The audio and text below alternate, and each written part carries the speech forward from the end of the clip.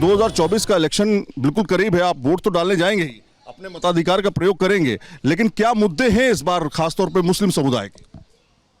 मुद्दे महीने में 2 बार आम गरीब परिवार तक राशन पहुंचना, मुद्दे कोरोना के दरमियान हर एक नागरिक को देश के फ्री में वैक्सीन लगना, मुद्दे बिना छत के कई करोड़ लोगों को उत्तर प्रदेश में मकान मिलना, मुद्दे आयुष्मान योजना कार्ड के अंतर्गत एक गरीब आदमी को 5 लाख रुपए तक का सरकारी और प्राइवेट इलाज फ्री होना, मुद्दे जिन्हें बहनों की आंखों में जाले पड़ गए थे उनको गैस सिलेंडर प्राप्त होना, मुद्दे इस उत्तर प्रदेश के अधिकतम गांवों तक बिजली पहुंचना, मुद्दे इस देश के प्रत्येक नागरिक के साथ समानता का व्यवहार, और सबसे बड़ा मुद्दा कि इन सब चीजों को जब नरेंद्र मोदी जी ने इस देश में बांटा तो बांटने वक्त कभी किसी से यह नहीं पूछा कि आप हिंदू हो कि मुसलमान, पिछड़ा हो कि अगड़ा। ये पहली बार इस मुल्क में देखने को मिल रहा है। मैं तो हम लोग थोड़ा सा पढ़ते लिखते भी, न्यूज़ चैनल्स देखते हैं, अखबार पढ़ते हैं,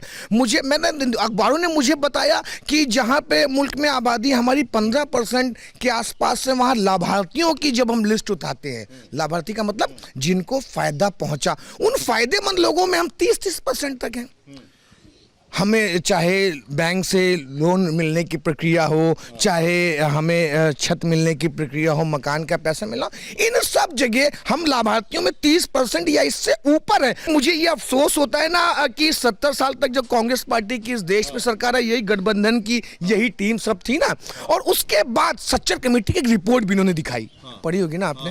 उस सच्चर कमेटी की रिपोर्ट का जो आईना कांग्रेस पार्टी ने हम मुसलमानों को इस मुल्क में दिखाया, उसमें हमारी तस्वीर बहुत बहुत बदसूरत है। काम दरअसल मुसलमानों के लिए कौन कर रहा है? एज ए मुसलमान मुझे तो लगता है, देखिए आज मुसलमान जो है सबसे पिछड़ा है। आज जो मुसलमान का हाल है वो पुरानी सरकारों की वजह से आज सबसे पिछड़ा है, जिन्होंने 70 साल देश पे शासन किया, चाहे वो कांग्रेस हो, सपा हो, बसपा हो। एक आम नागरिक को क्या चाहिए होता है? उसको उसकी कुछ ज़रूरियात होती है, उसके हुकूक चाहिए होते हैं, उसको सरकार से क्या लाभ चाहिए होता है, जैसे राशन है, मकान है, बिजली, पानी, सड़क, एजुकेशन, आपको ये बेसिक ज़रूरतें।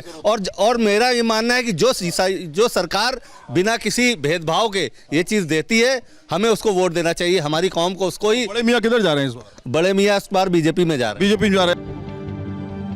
2019 के लोकसभा चुनाव पर अगर नजर डालें, बीजेपी के सत्यदेव पचौरी ने 4,68,937 वोट पाकर जीत हासिल की थी, तो वहीं कांग्रेस के दिग्गज नेता श्री प्रकाश जायसवाल 3,13,003 वोट पाकर दूसरे स्थान पर रहे थे। वहीं समाजवादी पार्टी के राजकुमार को मात्र 48,275 वोट मिले थे। लेकिन इस बार मुकाबला दिलचस्प है और यही सवाल हमने बड़े मियाँ से पूछा। इस बार बड़े मियाँ किधर जाते हुए दिखाई दे रहे? खास बात यह कि डेवलपमेंट के नाम पर आप लोग वोट करने जा रहे हैं, आप खास तौर पे, या फिर आपको लगता है कि यार इस बार जो है बदलाव? महंगाई से बहुत परेशान है और हमारे बच्चे जो हैं जवान हो गए, डिग्री लिए घूम रहे हैं, कोई कारोबार नहीं, उनके पास धंधा नहीं है, वो बेकारी की तरफ जा रहे हैं। 10 साल से भाजपा ने इधर हम लोगों की तरफ ध्यान नहीं दिया। मकबरा जो है ये किसी कोई विकास नहीं करा उन्होंने, देख लीजिए आप, ना हमको मकान मिला है, ना हमको दुकान मिली, ना हमको कारोबार मिला, हमको कुछ नहीं मिला। 40,000 आदमी यहाँ पे है, किसी को ना नौकरी मिली है और ना किसी को कोई मकान मिला है। गठबंधन पे किस पे यकीन है, किस पर यकीन है? राहुल गांधी पर यकीन है कि मोदी पर? हम लोग अपनी कांग्रेस को वोट देंगे और उसको हम लोग चाहेंगे बनना चाहिए पीएम।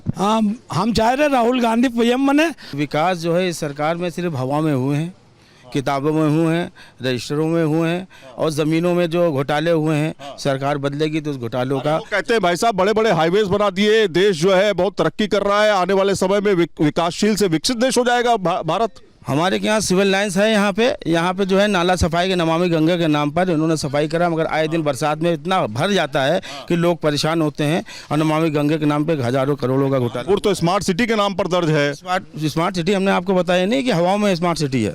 बड़े मियाँ जो इधर जा रहे हैं कि यहाँ पे बेरोजगारी और कि हर किस्म की परेशानियाँ, नाली, कूचे, गली, बच्चों की शिक्षा की कोई सुविधा नहीं है सही, और सबसे बड़ा जो इन्होंने बच्चों की पढ़ाई में अग्निवीर निकाला, उससे नौजवानों को हमारे बहुत दिक्कत, नौकरियों को वो दिक्कत हो रही है, सारी चीज़ की परेशानियां हो रही हैं। तो बताइए कि क्या कह रहे हैं भाई साहब कि भाई हमारा ये जो कहीं नहीं, ये हमारे पूर्वज हैं, बड़े बूढ़े हैं, और सही बात है, हमारे जैसे अभी इनकी तो जितनी कट गई हमारी बाकी है, और हमारे पीछे अब हमारे जो बच्चे हैं वो ऐसी ना जूझे ऐसी महंगाई में, क्योंकि एक इंसान 350 रुपये की दिहाड़ी करने वाला किस तरीके से अपने बच्चों को पढ़ाएगा लिखाएगा, क्योंकि गैस के भी देखिए कितने रेट बढ़े हुए हैं आज 1200।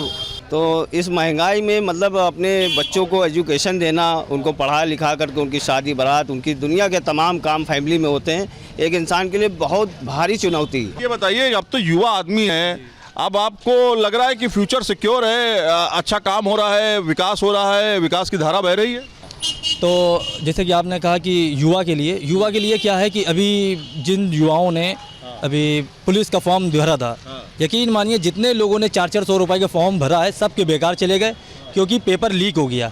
ये कानपुर में बहुत बड़ा मुद्दा बनेगा, और कानपुर में हेल्थ का बिल्कुल बुरा हाल है, मतलब हेल्थ सेक्टर में कोई काम नहीं हो रहा है, और बेरोज़गारी भी बहुत चरम पर है, और स्कूल तो यहाँ के स्कूल है हीरामन पूर्वा स्कूल, बिल्कुल खस्ता हाल है, कोई एजुकेशन नहीं है। कानपुर लोकसभा क्षेत्र में गोविंद नगर, सीसामऊ, आर्य नगर, किदवई नगर और कानपुर कैंट, ये 5 विधानसभा सीटें हैं। 2022 के चुनाव में 3 एसपी के खाते में और 2 बीजेपी के खाते में आई थी। कानपुर जिले के कुल मतदाताओं की संख्या 16 लाख है, जिसमें करीब 9 लाख पुरुष मतदाता और 7 लाख महिला मतदाता हैं। लेकिन इस बार ऊंट किसी भी करवट बैठ सकता है।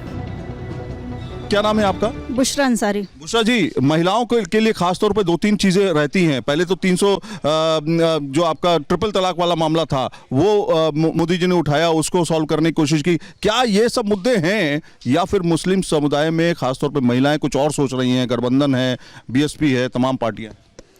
मोदी जी ने जो 3 तलाक के लिए काम किया उससे महिलाएं काफ़ी हद तक खुश हैं और सुरक्षित हैं, क्योंकि पिछली सरकारों ने इन सब मामलों पे कभी कोई प्रकाश नहीं डाला, कभी कुछ सोचा नहीं कि महिलाओं को लेकर क्या करना चाहिए, उनकी सुरक्षा के लिए क्या करना चाहिए, या वो इस पीढ़ा से गुजर रही हैं, अपनी बात नहीं कह पा रही हैं किसी से कि हाँ, एक आदमियों ने एक फैशन बना लिया है तलाक को लेकर के।